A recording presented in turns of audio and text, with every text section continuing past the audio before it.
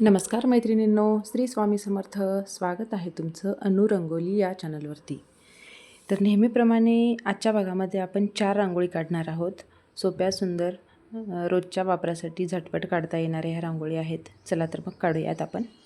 हे बघा, मी इथे 3 लाईन मारून घेतल्यात आणि खाली एक चक्र काढून घेतलं आहे आणि त्यावरती आपल्याला असं कमळाचं फूल काढून घ्यायचं आहे.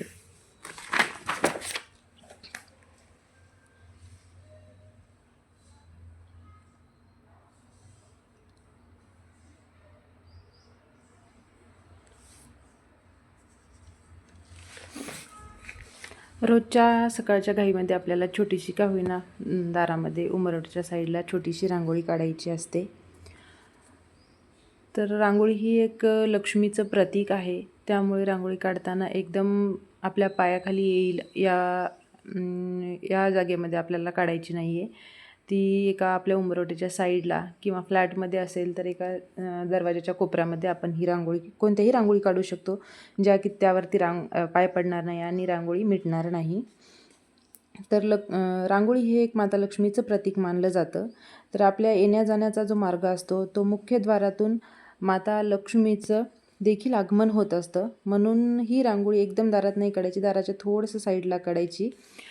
या रांगोळीमधून एक आपल्या मनाला प्रसन्नता वाटत असते. दारामध्ये रांगोळी आपण पहिल्यांदा घरामध्ये येत असताना रांगोळी पाहतो, त्यामुळे अजून आपल्या मनामध्ये एक पॉझिटिव्हिटी निर्माण होत असते आणि जे काही आपलं टेन्शन असेल तर ते आपण त्या रांगोळीकडे बघून आपण विसरतो. तुम्ही अवश्य ही गोष्ट नक्कीच तुम्ही अनुभव घ्या या गोष्टीचा, की आपण रांगोळी एकदम घरामध्ये येत असताना बाहेरून ऑफिसमधून किंवा कुठेही आपण बाहेर जाऊन जेव्हा घरामध्ये येत असतो तेव्हा आपण रांगोळीकडे पाहिल्यावर आपण गोष्टी सगळ्या विसरत असतो. त्यामुळे आपल्या जे मनामध्ये निगेटिव्हिटी निर्माण झालेली असते ती आपण घरामध्ये प्रवेश करताना उंबरठ्यातून मध्ये येताना आपण जी बाहेर रांगोळी पाहून आपण सगळं विसरतो. त्यामुळे आपल्यासोबत आलेली जी निगेटिव्ह एनर्जी असते ती तिथेच नाहीशी होण्यासाठी ही मदत होत असते.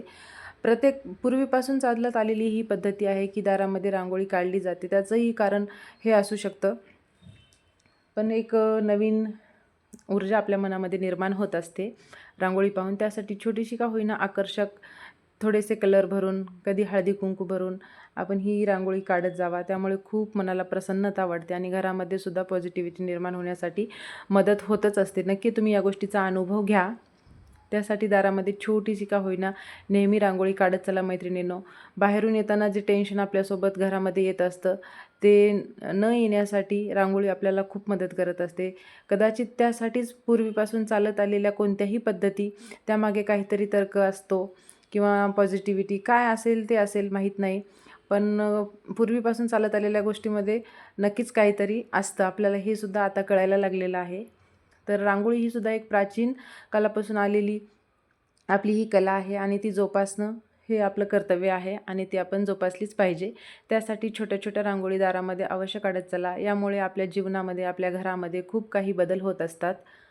तुम्ही ते रांगोळी काढून ते तुम्ही नक्की अनुभव घ्या. तुम्हालासुद्धा बाहेरून येताना जेव्हा रांगोळी दारामध्ये काढलेली पाहून आपण विसरतो त्यावेळेला माझं हे वाक्य तुम्हाला नक्कीच आठवेल. मला काही माहिती नाही, मी सुद्धा वाचून किंवा ऐकून या गोष्टी शिकत असते आणि मी सुद्धा त्या करण्याचा प्रयत्न करत असते.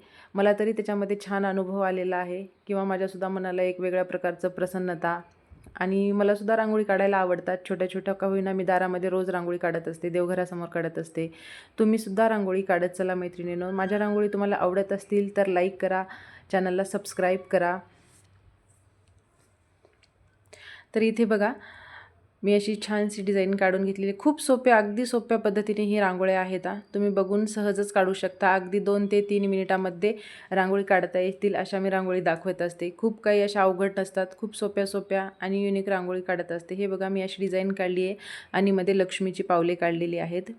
माता लक्ष्मीचं प्रतीक असतं. शुक्रवारी, अमावस्या, पौर्णिमेला आवर्जून तुम्ही दारामध्ये उंबरठ्याच्या साईडला लक्ष्मीची पावलं काढत चला. यामुळे लक्ष्मी आपल्या घरामध्ये येण्यासाठी, लक्ष्मीचं स्वागत करण्यासाठी आपल्यासाठी खूप फलदायी ठरतं. हे बघा, किती छोटीशी आणि सुंदर रांगोळी आहे. एकदम दाराच्या साईडला काढली तर खूपच उठून दिसते. तर अशाच रांगोळी आपल्या चॅनलवरती आहेत. तर इथे बघा मी 4 नंबरची रांगोळी काढत आहे. मी इथे केशरी रांगोळीने अशा लाईन मारून घेतल्यात, त्याखाली पिवळ्या रांगोळीने लाईन मारते आणि त्याखाली अजून केशरी रांगोळीने मी लाईन मारून घेते. शक्यतो घरामध्ये आपली लक्ष्मी प्राप्त होण्यासाठी किंवा लक्ष्मी येण्यासाठी किंवा आर्थिक अडचणी कमी होण्यासाठी दर शुक्रवारी आणि मंगळवारी गुलाबी रांगोळीने रांगोळी काढण्याचा तुम्ही प्रयत्न करा आणि त्याचासुद्धा तुम्ही अनुभव घ्या. मी सुद्धा एका लेखातून वाचताना या गोष्टी ऐकलेल्या आहेत. त्यामुळे लक्ष्मी प्रसन्न होण्यासाठी किंवा आपली आर्थिक अडचण जाण्यासाठी किंवा त्यासाठी मदत होण्यासाठी, आपल्या आर्थिक अडचणी कमी करण्यासाठी मंगळवारी आणि शुक्रवारी गुलाबी रांगोळीने रांगोळी तुम्ही दारामध्ये काढत चला, देवघरासमोर काढत चला किंवा तुळशीसमोरसुद्धा तुम्ही अगदी छोट्या छोट्या रांगोळी काढा आणि त्याचासुद्धा तुम्ही अनुभव घ्या. हे बघा मी इथे अशी युनिक रांगोळी छोटीशी काढलेली आहे.